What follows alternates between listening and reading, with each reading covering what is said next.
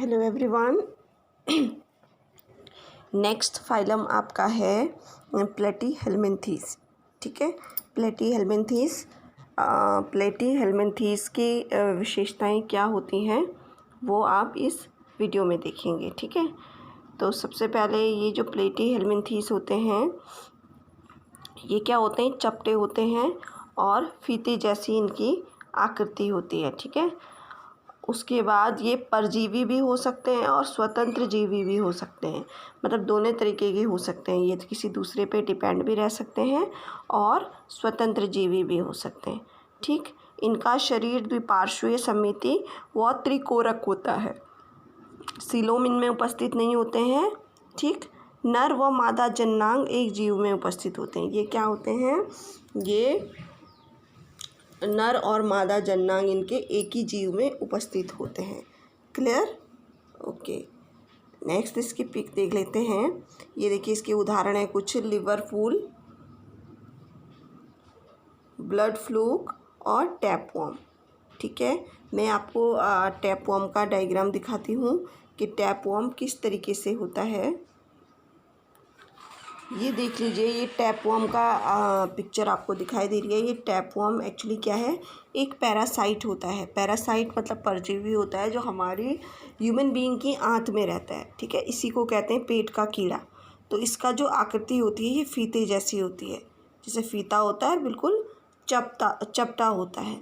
ठीक है, okay, next देख लीजिए, ये भी टैपवर्म है कि किस तरीके से टैपवर्म आपकी आंत में रहता है। ये देखिए किस तरीके से है, एज ए पैरासाइट करके। जिस मनुष्य की आंत में ये रहता है उसको फूड को तो ये एब्जॉर्ब कर लेता है। ठीक है, तो फिर उसकी बॉडी बहुत वीक होने लग जाती है, उस मनुष्य की बॉडी, और सारा फूड यही खा लेता है। क्लियर? नेक्स्ट देखते हैं। ये देखिए, ये है टैपवर्म जिसकी आकृति बिल्कुल फीते की जैसी है और चपटा है। इनका शरीर खंडित होता है, मतलब जैसे इनकी शरीर में कुछ लाइंस होती हैं। खंडित मतलब इनका शरीर कुछ बंटा होता है, सेगमेंट में बंटा हुआ होता है। ये इनकी विशेषताएं हैं। ठीक है, और नेक्स्ट क्या पढ़ा था हमने कि द्विपार्श्विक होता है। द्विपार्श्विक मतलब हम दो हिस्सों में इनको बांट सकते हैं, ऐसे करके बांट सकते हैं। ये जो मैंने आपको बोला था, एक हिस्सा ये, एक हिस्सा ये। क्लियर? ओके, और क्या था उसमें, त्रिकोरक होता है। त्रिकोरक का मतलब हुआ कि इनकी बॉडी मतलब टिश्यूज़ के 3 ग्रुप से मिलकर बनी होती है।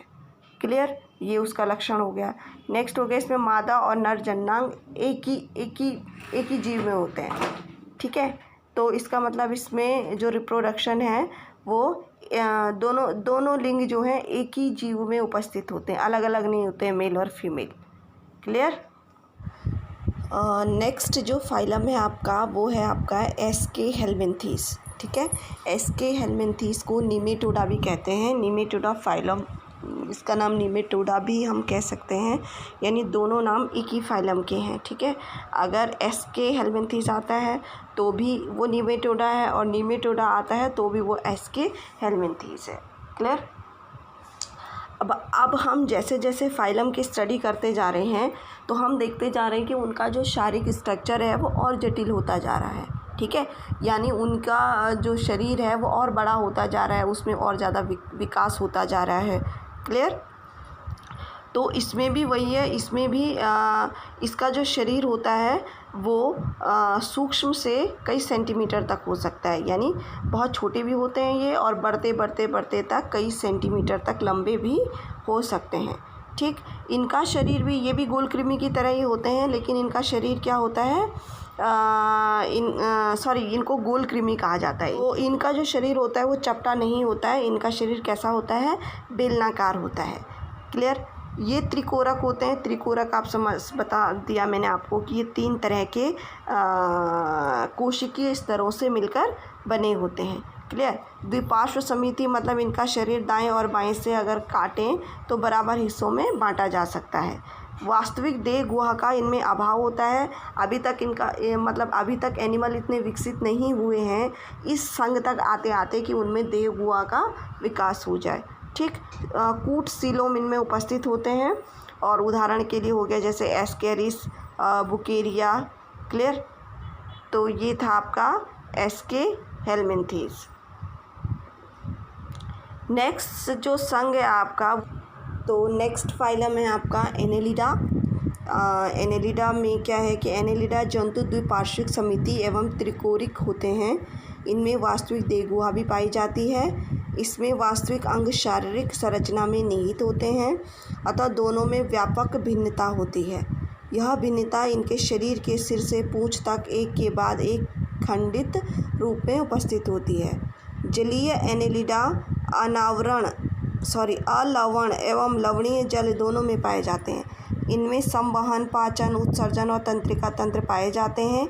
ये जलीय और स्थलीय दोनों होते हैं। उदाहरण के लिए केंचुआ, नरीश, जोंक आदि।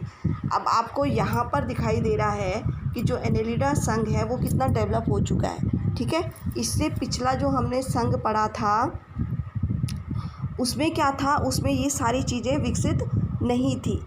इसमें देखिए, इसमें इसका शरीर जो है अंगों में भी विभाजित हो जाता है। सिर से लेकर पूंछ तक इसमें खंड दिखाई देते हैं हमें। ठीक है। ये इसमें संवहन, पाचन, उत्सर्जन और तंत्रिका तंत्र विकसित हो जाते हैं। ठीक है। तो यहाँ आते आते तक, इस एनेलिडा संघ आते आते तक जीवों में पाचन, संवहन, उत्सर्जन, तंत्रिका तंत्र भी विकसित हो जाते हैं। और जो ये एनेलिडा संघ है ये लवणीय और अलवणीय दोनों जल में पाए जाते हैं। क्लियर। तो मेरे कहने का मतलब ये है कि जो एनेलिडा संघ है वो अब विकसित संघ हो गया है। ठीक है। इससे पहले के जो संघ थे उनमें क्या था, उनमें धीरे धीरे विकास हो रहा था। उस पिछले वाले संघ में हमने एक भी पॉइंट ऐसा नहीं पढ़ा कि जिसमें ये कहें कि इनमें अलग अलग शारीरिक अंग विकसित हो रहे हैं, लेकिन इसमें हो रहे हैं। एनेलिडा में ये दिखा रहा है। ठीक है। और नेक्स्ट क्या है कि इसमें जो सारे हमारी एक्टिविटीज़ हैं, जो हमारे सिस्टम्स हैं, मतलब इंटरनल सिस्टम्स, वो हमारी बॉडी के लिए जो हेल्प करते हैं वो सब इस एनेलिडा संघ के एनिमल में पाए जाते हैं। जबकि इससे पीछे वाले संघ में हमने इस तरीके की जो सिस्टम थे इनके बारे में नहीं देखा। क्लियर।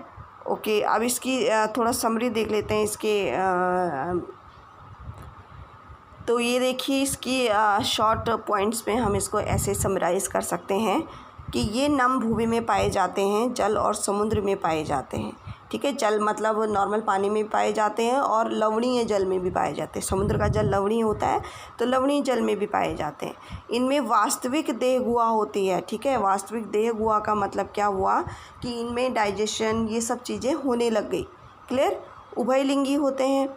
उभयलिंगी का मतलब क्या हुआ कि ये इनमें मेल एंड फीमेल एक ही उसमें हो सकते हैं। ठीक है। उभयलिंगी मतलब इसमें मेल और फीमेल एक ही लिंग में हो सकते हैं।